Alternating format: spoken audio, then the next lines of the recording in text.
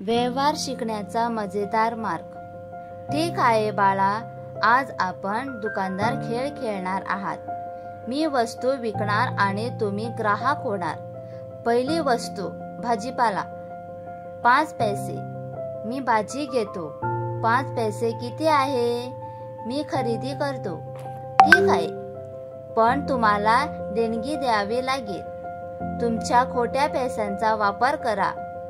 हे घेतलं। मी दुसरी वस्तू घेतो। 3 पैशांचे तांदूळ। छान, आता भूमिका बदलूया। मी ग्राहक होईल आणि तुम्ही दुकानदार। ठीक आहे, मी विक्रेती करणार। मी गाडी खरेदी करतो। ती किती पैसे आहे? 20 पैसे। ठीक आहे, 20 पैसे दिले। आश्चर्यकारक, गणित आणि व्यवहार शिकवायला किती मजा येते। होय बाळा, अशा प्रकारे व्यवहार शिकताना तुमचा आत्मविश्वास वाढतो आणि गणिती कौशल्य सुधारणे देखील होतात।